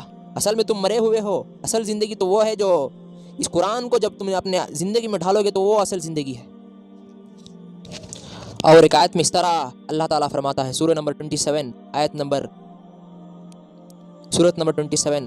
80، البتہ یہ بھی حقیقت ہے، انکا لا تسمع الموتى، البتہ یہ بھی حقیقت ہے کہ آپ صلی اللہ علیہ وسلم مردوں کو حق کی آواز نہیں سنا سکتے، اور نہ بہروں تک اپنی پکار پہنچا سکتے ہیں جبکہ وہ پیٹھ پھیر کر بھاگ ہی چلے جا رہے ہو، اور نہ آپ صلی اللہ علیہ وسلم اندھوں کو ان کی گمراہی سے بچا کر راہ راست دکھا سکتے ہیں۔ آپ تو اپنی بات صرف ان لوگوں ہی کو سنا سکتے ہیں جو ہماری دلیلوں اور نشانیوں اور آیتوں کو دل سے ماننے کے لیے تیار ہو، پھر یہی لوگ اسلام قبول کرنے والے فرما بردار بن جاتے ہیں۔ سبحان اللہ۔ اس آیت کا یہ مطلب نہیں کہ حضور صلی اللہ علیہ وسلم مردوں کو قبرستان پہ جا کے مردوں کو جا کے دعوت دیتے تھے، اندھوں کو دکھانے کی کوشش کرتے تھے، بہروں کو سنانے کی کوشش کرتے تھے۔ اس کا مطلب یہ ہے کہ قرآن جو سوچتے نہیں، جو عقل استعمال نہیں کرتے، جو قرآن پر غور نہیں کرتے، بس پڑھے جا رہے ہیں، اس کا مطلب کیا ہے، وہ اتنا غور کرنے کی، فکر کرنے کی کوشش نہیں کرتے، ان کو اندھے بہرے کہتا ہے۔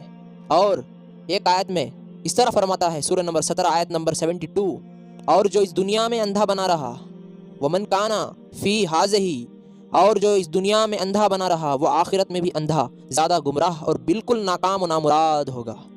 اور ایک آیت سمت فرمائیں جو سورہ اعراف کی ہے اور آیت نمبر 179، اور حقیقت بہت سے جن اور انسان ایسے ہیں جن کو ہم نے جہنم کے لیے پیدا کیا، وَلَقَدْ ذَرَّنَّا اللَّهَ لِجَهَنَّمَ، اور حقیقت بہت سے جن اور انسان ایسے ہیں جن کو ہم نے جہنم ہی کے لیے پیدا کیا، کیونکہ ان کے پاس دل و دماغ تو ہیں مگر وہ ان سے سوچتے نہیں، اور ان کے پاس آنکھیں تو ہیں مگر وہ ان سے دیکھتے نہیں، اور ان کے پاس کان بھی ہیں مگر ان سے سنتے نہیں، وہ تو بالکل جانوروں چوپایوں کی طرح ہیں بلکہ ان سے بھی زیادہ گمراہ ہیں۔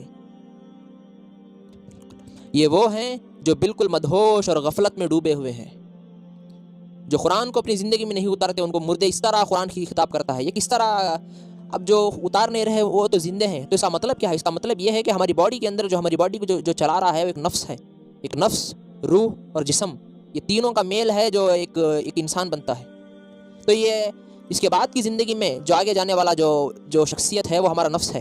اسے قرآن بھی بیان کرتا ہے، نفس مطمئنہ، یا ایھا النفس مطمئنہ ارجعی الی ربک، اے نفس مطمئنہ آپ اپنی رب کی طرف اور اللہ کے نیک بندوں میں شامل ہو جا۔ تو وہ جو نفس جو ہمارے اعمال کے ذریعے سے جو ہماری باڈی جو شخصیت جو ہے وہ موت کے بعد جو ہے وہ نکل جاتی ہے۔ اگر ہم اسے زندہ رکھیں، اسے ہم سمجھا نہیں سکتے۔ جیسے کہ اب کسی نے کہا کہ یہ میرا ہاتھ ہے، تو ہاتھ میں نہیں ہوں، میں کچھ اور ہوں، اسی لیے اگر ہاتھ بھی کاٹ دیا جائے تو میں زندہ رہتا ہوں۔ اگر کوئی کہے کہ یہ پاؤں میرا ہے تو میں پاؤں نہیں ہوں، پاؤں میرا ہے۔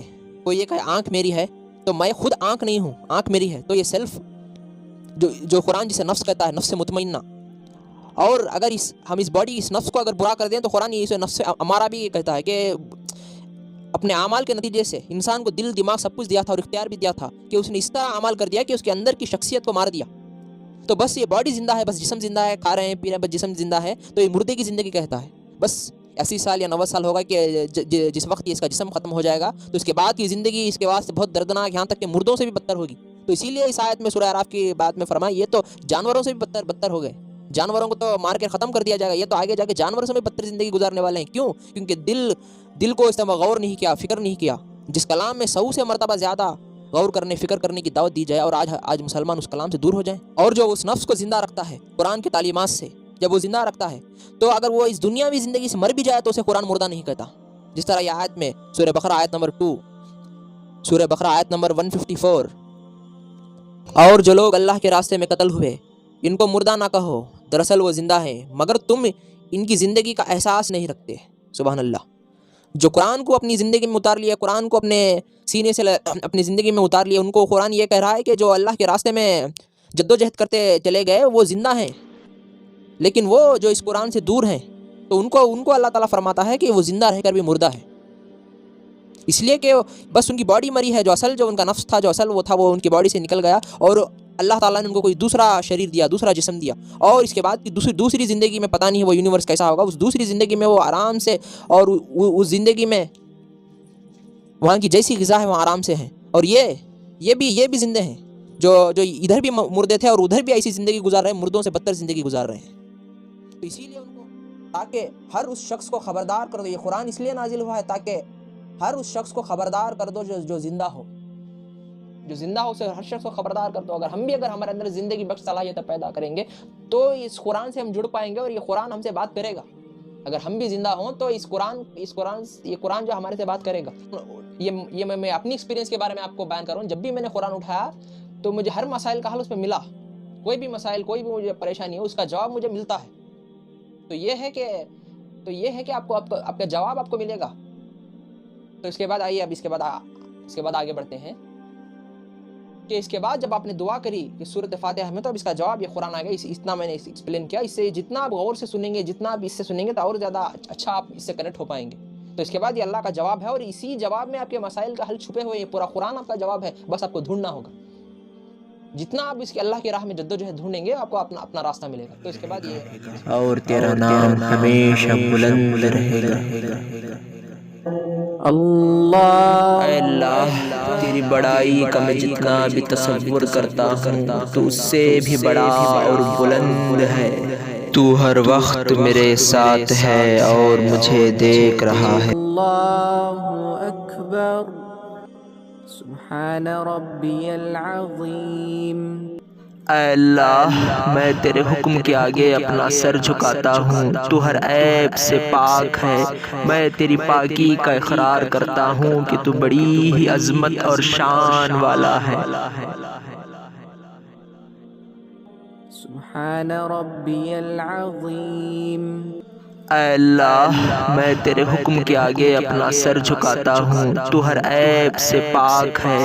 میں تیری پاکی کا اقرار کرتا ہوں کہ تو بڑی ہی عظمت اور شان والا ہے۔ سبحان ربی العظیم۔ اے اللہ، میں تیرے حکم کے آگے اپنا سر جھکاتا ہوں، تو ہر عیب سے پاک ہے۔ میں تیری پاکی کا اقرار کرتا ہوں کہ تو بڑی ہی عظمت اور شان والا ہے۔ سمع اللہ لمن حمدہ۔ اے میرے بندے، تو نے میرے حکم کے آگے سر جھکایا اور میری حمد بیان کی، تو سر اٹھا اور دیکھ کہ میں نے تیری دعا سن لی۔ ربنا ولک الحمد۔ اے اللہ، مجھ کمزور بندے کی دعا تو نے سن لی، بے شک تمام تعریفیں تیرے ہی لیے ہیں۔ اللہ اکبر۔ اے اللہ، تیری بڑائی کا میں جتنا بھی تصور کرتا ہوں تو اس سے بھی بڑا اور بلند ہے۔ تو ہر وقت میرے ساتھ ہے اور مجھے دیکھ رہا ہے۔ سبحان ربی الاعلی۔ اے اللہ، تو نے میری دعا سن لی۔ میں تیرے قدموں کے آگے اپنا سر جھکا کے تیری پاکی بیان کرتا ہوں کہ تو بے شک بہت بلند اور عظمت والا ہے۔ سبحان ربی الاعلی۔ اے اللہ، تو نے میری دعا سن لی۔ میں تیرے قدموں کے آگے اپنا سر جھکا کے تیری پاکی بیان کرتا ہوں کہ تو بے شک بہت بلند اور عظمت والا ہے۔ سبحان ربی الاعلی۔ اے اللہ، دل کرتا ہے تیرے قدموں میں یوں ہی پڑا رہوں اور تیری پاکی اور بلندی بیان کرتا رہوں۔ پھر اس کے بعد جب آپ نے اللہ سے دعا مانگی، اے اللہ مجھے سیدھا راستہ دکھا، اور اللہ کا کلام بھی آپ کے اوپر نزول ہے، اللہ کا جواب بھی آیا، اور اس جواب کے آنے کے بعد اتنا بندہ خوش ہو جاتا ہے، اتنا بندے کو ایک دم سبحان ربی العظیم، اس کے بعد جھک جاتا ہے۔ اندر سے بھی کیفیت پیدا ہونی چاہیے، اللہ میں نے تو اس سے سیدھا جو راستہ مانگا تو نے جواب دیا، اس جواب کے آگے اب میں کروں گا، وہ جواب کے آگے آپ کو جھکنا ہے، یہی وہ کیفیت تھی، یہ اندر سے بھی پیدا ہونی چاہیے اور جسمانی طور پر بھی آپ کو یہ جھکنا ہے، سبحان ربی العظیم۔ آپ پر اللہ کا کلام کا جب نماز پہ کھڑے ہو، جب اللہ کا کلام کا جب آپ پر نزول ہوا تو اس جواب کے آپ پر جھک گئے۔ اس کے بعد اٹھتے ہیں، کہتے ہیں سمیع اللہ لمن حمیدہ۔ اس کا مفہوم یہ ہے اللہ نے اس کی سن لی جس نے اس کی تعریف بیان کی۔ اب سن لی، اے میرے بندے، تو نے کہا کہ تو میری بات پر جھکا اور تو نے کہا کہ ماننے کا ارادہ ہے کیا، تو سن لی، میں نے بھی تیری سن لی۔ تو یہ بندے اور اللہ کے بیچ میں تعلق ہے کہ سن لی۔ پھر اس کے بعد ربنا لک الحمد، پھر اس کے بعد ہم یہ کہتے ہیں اے ہمارے پروردگار، پھر اس کے بعد ہم یہ کہتے ہیں ربنا لک الحمد۔ یہ جو بھی یہ ذکر ہے، جب آپ کہتے رہتے ہیں، اس کا مفہوم آپ کے ذہن میں، آپ کے دماغ میں گونجنا چاہیے۔ جیسا آپ کے دماغ میں، آپ کے ذہن میں مفہوم گونجے گا تو اتنا زیادہ آپ کنیکٹ ہو پائیں گے۔ ربنا لک الحمد، اے اللہ تو نے میری سن لی، تمام تعریفیں تیرے لیے۔ اس کے بعد بندے کی کیفیت ہے، پھر اس کے بعد سجدہ ہوتا ہے، پھر بندہ اپنے ہر جگہ سے ہٹ کر اس اللہ تعالیٰ نے میری دعا سن لی. اتنا ہو گیا کہ اب اللہ کی پاکی بیان کرنے میں لگ گیا ہے کہ اس کے قدموں میں گر گیا ہے. اور ایک حدیث کا مفہوم بھی ہے. ایک حدیث میں حضور صلی اللہ علیہ وسلم فرماتے ہیں کہ جب بندہ سجدے میں ہوتا ہے تو اللہ کے سب سے زیادہ قریب ہوتا ہے. سبحان اللہ. اور بندہ جب سجدے میں ہوتا ہے تو اللہ کے ایسا محسوس کرو کہ اللہ کے قدموں میں پڑا ہوں. تو اللہ سے شکر گزاری کی کیفیت آنی چاہیے آپ کے اندر کہ اللہ نے میری سن لی. یہ تبھی ہوگا جب یہ جو کچھ بھی ہے جو نماز ہے آپ سمجھیں گے تبھی ہوگا. نہیں تو نہیں ہوگا. ورنہ 5 منٹ میں 2 منٹ میں پڑھتے جائیں گے اور یہ خوش ہوتے جائیں گے کہ ہوگی نماز. سجدے میں یہ گر کے سبحان ربی الاعلی سبحان ربی الاعلی. للہ والصلوات والطیبات. اے اللہ تمام زندگی بخش صلاحیتیں، نعمتیں، رحمتیں اور تمام پاکیزگیاں اے اللہ تیرے ہی منصوبے کو پورا کرنے کے لیے ہیں. السلام علیک ایہا النبی ورحمت اللہ وبرکاتہ. سلام ہو آپ پر اے نبی، اور اللہ کی رحمتیں اور برکتیں آپ ہی کے لیے ہیں. السلام علینا وعلی عباد اللہ الصالحین. اور سلام اور برکتیں نازل ہو ہم پر اور اللہ کے نیک بندوں پر. اشہد ان لا الہ الا اللہ. اے اللہ میں اقرار کرتا ہوں کہ تیرے حکم کے خلاف میں کسی کا حکم نہیں مانوں گا، اور میں گواہی دیتا ہوں کہ تیرے سوا کوئی معبود اور عبادت کے لائق نہیں. وَأَشْهَدُ أَنَّ مُحَمَّدًا عَبْدُهُ وَرَسُولُهُ. میں گواہی دیتا ہوں کہ تیرے رسول نے تیرا پیغام مجھ تک پہنچا دیا اور اپنا فریضہ ادا کر دیا. بے شک محمد صلی اللہ علیہ وسلم تیرے عزیز بندے اور رسول ہیں. اللہم صل علی محمد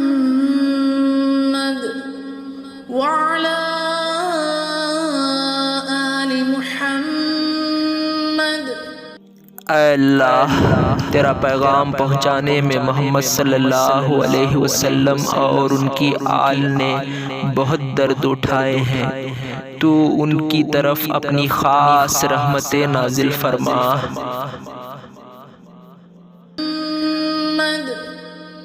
كما صليت على إبراهيم وعلى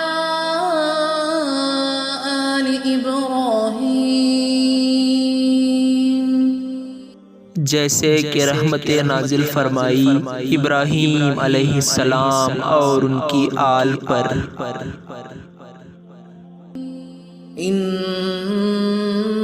إنك حميد مجيد.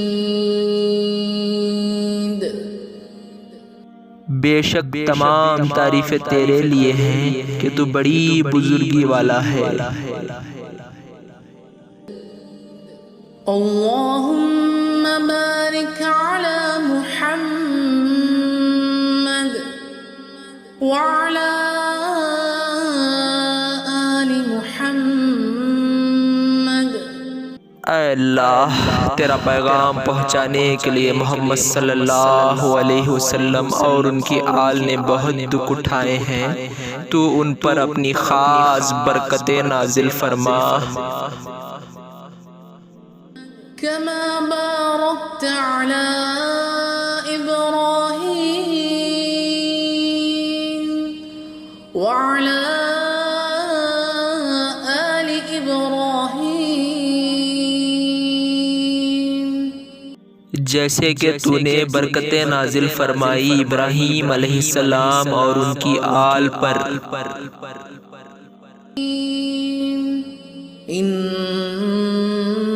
إنك حميد مجيد. مجيد اے اللہ، آپ کی جتنی تعریف کریں وہ کم ہے کہ بے شک آپ بڑی بزرگی اور عظمت والے ہیں۔ اللهم إني ظلمت نفسي ظلما كثيرا اے اللہ، میں نے گناہ کر کر اپنے آپ پر بہت ظلم کیے ہیں، ولا يغفر الذنوب إلا أنت فاغفر لي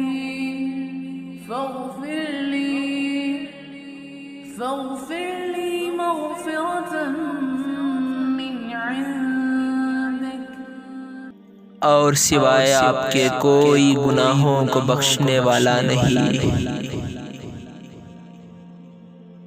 آپ اپنی خاص بخشش سے مجھے بخش دیں کہ اب سے میں کوئی گناہ نہیں کروں گا۔ وارحمني إنك أنت الغفور الرحيم اے اللہ، مجھ پر رحم فرما دیجئے، بے شک آپ بخشنے والے اور نہایت رحم کرنے والے ہیں۔ السلام علیکم ورحمۃ اللہ۔ اے اللہ، میرے سیدھے طرف جتنے بھی لوگ اور تیری مخلوقات ہیں ان سب پر سلام اور رحمت نازل فرما۔ السلام علیکم ورحمۃ اللہ۔ اے اللہ، میرے دائیں طرف جتنے لوگ اور تیری مخلوقات ہیں ان سب پر تیرا سلام اور رحمت نازل فرما۔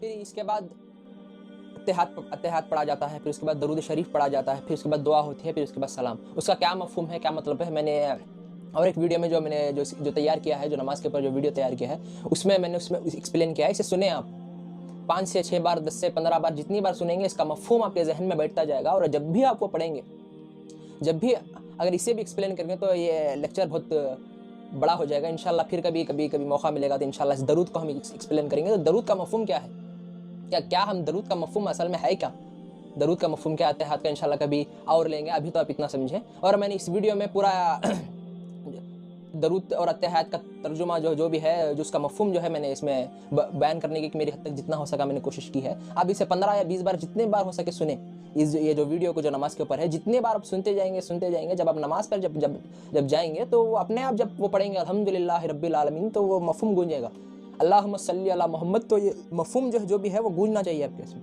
تو وہ آنا چاہیے۔ تو دھیرے دھیرے کیا ہوگا، آپ کو پریکٹس کی ضرورت نہیں پڑے گی، اپنے آپ کے اس میں جو بھی پڑھیں گے وہ آپ کو پتہ چلے گا کہ آپ کیا کہہ رہے ہیں۔ بس آپ کو جو ہے کوشش بس اتنی کرنی ہے، جو صورتیں جو ہر نماز میں الگ صورتیں پڑھتے ہیں ان کا مفہوم آپ کو یاد کرنا ہوگا، تو اور اچھی طریقے سے کنیکٹ ہو کے آپ کے مسائل کا حل آپ کو ملے گا۔ میں اس سیشن کو ختم کرتا ہوں، اور ختم کرنے سے پہلے جو ہے کچھ سمری بیان کر دیتا ہوں کہ ہم نے اس 2 لیکچر میں اصل جو پوائنٹ ہے ہم کو غور کرنا اور فکر کرنے کی کیا ہے۔ تو پہلے نیت کہ ہر جگہ سے ہٹے کٹے، پھر اس کے بعد جب آگے کھڑے تو اللہ کے سامنے حاضر ہونے کی کیفیت ہونی چاہیے کہ اللہ مجھے دیکھ رہا، پھر ثنا اس کی تعریف، اس کی جب تعریف بیان ہو تو اس کے بعد اس سے دعا، اے اللہ اہدنا الصراط المستقیم، اس کی تعریف کے بعد اس سے دعا کہ اللہ مجھے سیدھا راستہ دکھا۔ اس کے بعد اللہ کا کلام آپ پر نزول ہو رہا ہے۔ جب آپ سمجھیں گے تو آپ کو پتہ چلے گا کہ آپ کے مسائل کا جو بھی آپ پریشانی میں رہتے ہیں وہ درد سے مانگنا ہوگا آپ کو، اے اللہ میں یہ پریشانی میں اس دنیا کی مسائل کا حل، اے اللہ میں اس دنیا میں پریشانی پھنس گئے ہوں، تیرے ساتھ کوئی نہیں اصل مدد کرنے والا، اللہ مجھے مدد کر۔ تو اس وقت جو بھی آیت آپ پڑھیں گے، جو بھی آیت جب مسجد میں جائیں گے جو بھی آیت پڑھیں گے اس پر غور کیجیے گا، قرآن پر گھر پہ جا کے الگ سے قرآن پر غور کریے، آپ کے مسائل کا حل اس میں ہوگا ضرور۔ اللہ تعالیٰ کی جو آیت ہیں اپنے قرآن میں بھی اور اس کائنات میں بھی، اللہ کسی نہ کسی کے ذریعے سے اللہ آپ کو مدد، کسی شخص کے ذریعے، کسی نہ کسی ذریعے سے اللہ تعالیٰ کی مدد اب تک آئے گی۔ تو وہ کیسے آئے گی، وہ لینے کے لیے قرآن آپ کو سمجھنا پڑے گا۔ تو آپ کا جواب مل گیا تو اللہ کی شکر گزاری آپ کے دل میں اتنی آ گئی کہ اس جواب کے آگے اے اللہ تو نے مجھے جواب دیا۔ اس جواب میں جو ہے جب جاتے ہیں رکوع میں جب آپ جاتے ہیں تو یہ محسوس اس جواب کے سامنے آپ جھک گئے، سبحان ربی العظیم، پھر اس کے بعد سمیع اللہ لمن حمیدہ، جب آپ جھک گئے، اے میرے بندے تو نے مجھ سے سیدھا راستہ مانگا اور جو ہے میرے جواب بھی سنا اور اسے ماننے کا ارادہ کیا اور اس پر جھک گیا، تو میرا بھی یہ کام ہے کہ میں نے تیری سن لی۔ پھر ربنا لکل حمد، پھر سجدہ. تو اس پر زیادہ آپ کو غور اور فوکس کرنا پڑے گا. تو اب اس کے بعد اب غور کریں اور فکر کریں اور یہ کریں تو آپ پر اور علم اور کھلے گا. تو اب اس کے بعد اب جس کے دل میں آئے وہ لے اس سے روشنی. ایک اشعار، یہ شاعر نے کتنے اچھے اشعار فرمائے ہیں. اب جس کے دل میں آئے وہ لے اس سے روشنی، ہم نے تو دل جلا کے سر عام رکھ دیا ہے. تو آپ اس پر غور کریں اور آپ کے اس پر اور جو ہے اور علوم کھلیں گے. تو انشاءاللہ اب اس کے بعد جو ہے اس سیشن کا دوسرا، اس کا سیشن کا پہلا سیشن تو ہو گیا. اس کے بعد یہ دوسرا جو حقیقت نماز کے اوپر یہ دوسرا سیشن تھا. اب اس کے بعد تیسرا سیشن انشاءاللہ جلد ہی اپلوڈ ہوگا. اس تیسرے سیشن میں ہم جماعت کا مقصد ایکسپلین کریں گے کہ ابھی تو یہ جو آپ نے اتنی دو سیشن میں نماز جو بیان کی ہے تو گھر پہ بھی ہو سکتی تھی، جہاں چاہے ہو سکتی تھی. تو اللہ نے کیوں مسجد میں بلائی، جماعت کا اہتمام رکھا، ایک کیا مقصد تھا؟ تو اس کے بعد نماز کا اور اس سے بڑا مفہوم، نماز ایک وسیع مفہوم ہے. صلاح، عربی میں سے صلاح کہتے ہیں. نماز، صلاح جو ہے ایک وسیع مفہوم ہے. تو اس کا وسیع مفہوم میں سے یہ بھی اس کا ایک مفہوم تھا، تو میں نے یہ اس میں لیکچر کر دیا. اور ایک اس کا ایک مفہوم ہے، نماز، صلاح جو ہے ایک نظام کو کہتے ہیں، کہ اللہ کا نظام کہ وہ کس طرح قائم ہو، اس کی کوشش، اس کی جد و جہد وہ کس طرح قائم ہو، اس نظام کو کہتے ہیں.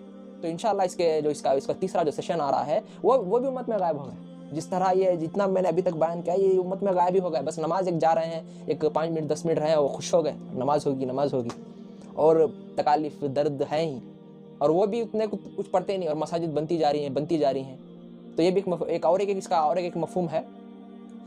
اس کے بعد کا جو سیشن آئے گا، تیسرا سیشن، یہ اس کا آخری سیشن ہوگا. انشاءاللہ آپ اسے بھی سماعت فرمائیں تو یہ جو نماز کا جتنا بھی ہے یہ کمپلیٹ ہو جائے گا. تمام تعریف اللہ کے لیے جو اللہ نے ہمیں دین کی باتیں سمجھنے اور سننے کی توفیق عطا فرمائی. اللہ جو کچھ بھی ہم نے سنا اور جو کچھ بھی ہم نے آپ کے کلام کے ذریعے سے سمجھا اسے خود بھی عمل کرنے کی اور دوسروں تک پہنچانے کی توفیق عطا فرما. وآخر دعوانا والحمدللہ رب العالمین. ورسول الله معلمنا ورسول